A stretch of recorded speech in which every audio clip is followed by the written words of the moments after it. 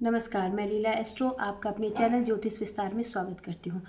जैसा कि मैंने थंबनेल में लिखा है कि क्या आपको पैतृक प्रॉपर्टी नहीं मिल पा रही? जी हाँ, जिस महिला के चार्ट में सूर्य भगवान अष्टम भाव में विराजमान होते हैं, उस महिला की ससुराल में बिल्कुल भी नहीं बनती है। जी हाँ, जबकि वो महिला अपने ससुराल वालों के लिए बहुत अच्छा करती है। जी हाँ, बहुत अच्छे काम करती है, पूरे समर्पण के साथ अपने कर्तव्यों का पालन करती है वो ससुराल में। लेकिन फिर भी जी हाँ, ये एक बड़ी अजीब सी बात होती है कि पूरे समर्पण के साथ काम करने के बाद भी ससुराल वाले नुक्स निकालते हैं और उस महिला के ऊपर ऐसे ऐसे आरोप लगाए जाते हैं कि जिसकी वो कभी कल्पना भी नहीं कर सकती। जी हाँ, जो बातें कभी जीवन में सोची भी नहीं जाती, उस तरह के आरोप उस महिला के ऊपर लगते हैं पूरे समर्पण भाव से काम करने के बाद भी। और ये मैं नहीं कह रही हूँ, ये ज्योतिष कह रहा है। और बहुत से चार्ट मेरे पास ऐसे आते हैं जिसमें ये चीज़ मैंने देखी भी है प्रैक्टिकल। क्योंकि सुनने में ये बड़ा अजीब सा लगता है कि हम किसी के लिए बहुत अच्छा कर रहे हैं, लेकिन उसके बाद भी चीज़ें नहीं हो पा रही हैं तो अजीब लगता है। कहते हैं जैसा हम बोएंगे वैसा काटेंगे, लेकिन ये कुछ पास्ट लाइफ के प्रारब्ध होते हैं जिसकी वजह से ऐसा होता है। तो जब आपका सूर्य अष्टम भाव में विराजमान हो, जी हाँ, तो एक चीज़, क्योंकि कुंडली के बारे में हमें शुरू से पता होना चाहिए कि हमारा किस को कौन सा प्लैनेट हमें जीवन में क्या देगा। इसीलिए मैं कहती हूँ कि आपको अपना जन्मांक जो है जरूर दिखाना चाहिए। अपने बच्चों के जन्मांक के बारे में पता होना चाहिए, जिससे कि चीज़ें शुरू से ही मैनेज हों और जीवन के रास्ते सुगम हों। होता क्या है कि शुरू से तो अपना चार्ट हम दिखाते नहीं हैं, हमें मालूम नहीं होता कुछ उसके बारे में, और जब बहुत परेशानियाँ आती हैं, कई बार जब समय निकल जाता है, तब अवेयर होते हैं कि भाई ऐसा क्यों हो रहा है। तो आइए टॉपिक पे लौट के आते हैं, क्योंकि बातें तो बहुत लंबी हो जाती हैं। तो सूर्य भगवान जब अष्टम भाव में विराजमान होते हैं तो ऐसे इंसान की ससुराल में बिल्कुल भी नहीं पड़ती है। तो अगर ऐसा किसी महिला का चार्ट है तो एक माइंड मेकअप शादी के समय से होना चाहिए कि भाई आप अपने समर्पण तो ससुराल में पूरे करें, आप अपने फ़र्ज़ करें, कर्तव्य करें, लेकिन एक धारणा हमेशा बना के रखें कि मुझे अपनी डिग्निटी बना के रखनी है। आप उनके ऊपर भी डिपेंड ना हो जाए। अगर ससुराल वालों के ऊपर आप डिपेंड हो गए तो आपकी ज़िंदगी, मैं बहुत स्पष्ट कहूँगी, आपकी ज़िंदगी नर्क हो जाएगी बिल्कुल। जी हाँ। तो और कहीं अगर आपके पति के चार्ट में, महिला के चार्ट में सन 8th हाउस में और पति के चार्ट में सन 6th हाउस या 7th हाउस में है, जी हाँ, फिर तो कहने ही क्या। ऐसे लोगों को पैतृक प्रॉपर्टी नहीं मिलती है। ससुराल से इतने संबंध खराब हो जाते हैं, भाई से, बंद से, माँ से इतने संबंध खराब हो जाते हैं, जबकि कहते हैं माँ से तो संबंध खराब होने ही नहीं चाहिए। लेकिन आप कितना भी अच्छा कीजिए, वो प्लैनेट अपना असर दिखा रहे होते हैं, इतने संबंध खराब हो जाते हैं कि बात कोर्ट, भाइयों से बात कोर्ट कचहरी तक पहुंच जाती है।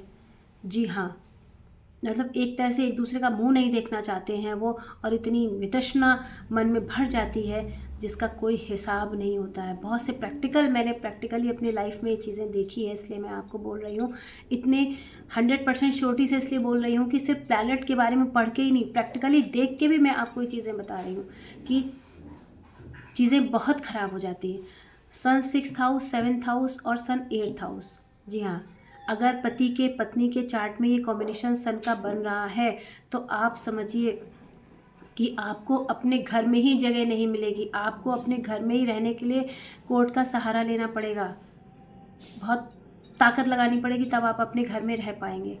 तो सन पहले तो अगर सन 6th हाउस या 7th हाउस या 8th हाउस सेम का जन्मांक होता है, तो इस तरह का जन्मांक मिलना ही नहीं चाहिए। पंडितों को ये कुंडली मिलानी ही नहीं चाहिए शादी के लिए।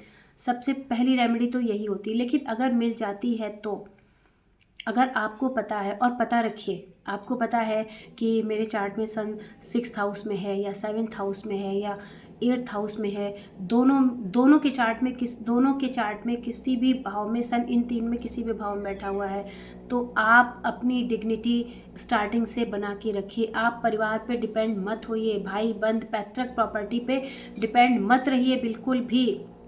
जी हाँ, आप अपना घर बनाइए, अपने लिए अपनी संपदा बनाइए, वही आपके काम आएगी। अगर आपने सोच लिया कि मेरी इतनी पैतृक प्रॉपर्टी है, मुझे अपनी प्रॉपर्टी बनाने का की क्या ज़रूरत है, या आपके पास इतनी इनकम नहीं है कि आप उसको बना सकें, लेकिन फिर भी आप किसी भी तरीके से, चाहे अपना 1 कमरे का ही 2 कमरे का ही जगह बनाइए, आप बनाइए ज़रूर, क्योंकि पैतृक प्रॉपर्टी से आपको कुछ भी नहीं मिलना है। सूर्य की इस स्थिति के चलते।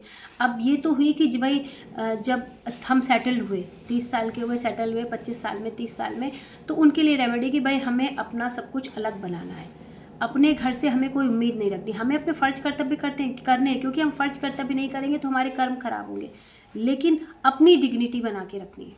हमें वहाँ से लालसा नहीं रखनी कि हमें ये चीज़ मिलेगी या वो चीज़ मिल जाएगी, वहाँ से आपको मिलना कुछ नहीं। लेकिन जिन लोगों ने ये समय निकाल दिया है, 50 साल के हो गए हैं, बच्चे आज खड़े हुए हैं शादी के लिए, कैरियर के लिए, और आपने सारा जीवन घर में होम कर दिया है, लेकिन आपको उसका रिज़ल्ट नहीं मिलेगा, बिल्कुल भी। वहाँ से आपको एक पैसे की भी हेल्प नहीं मिलेगी। आप ही जानिए, अगर आपके सूर्य की ये पोजीशन है तो इसके लिए रेमेडीज़ होती हैं।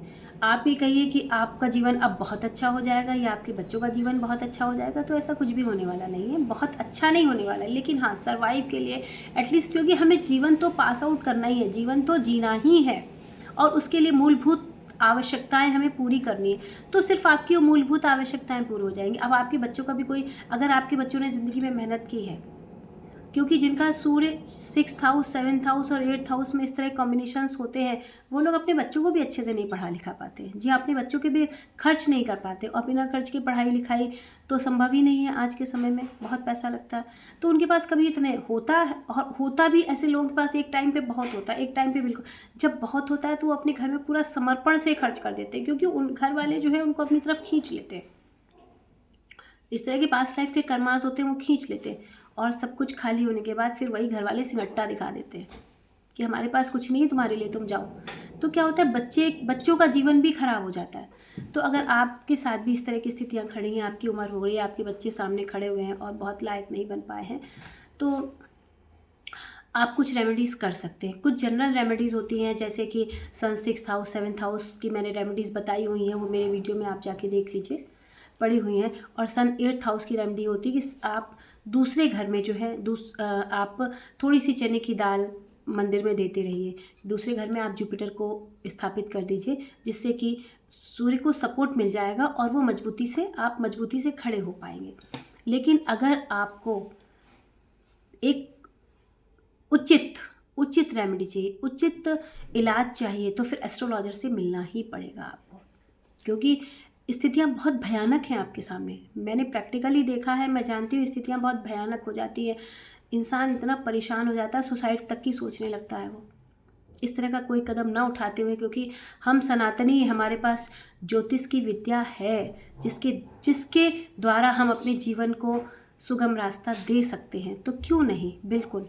तो आप एस्ट्रोलॉजर से मिल सकते हैं, आप मुझसे भी मिल सकते हैं। मेरा कॉन्टैक्ट नंबर स्क्रीन पे रहता है। एक छोटा सा शुल्क, मैं कोई बहुत शुल्क नहीं लेती हूँ, छोटा सा शुल्क लेकर मैं आपकी समस्या का काफ़ी हद तक निदान करूँगी, और उम्मीद है कि मुझसे जुड़ने के बाद आपको लगेगा कि आपका जीवन कुछ हल्का हो गया है। धन्यवाद।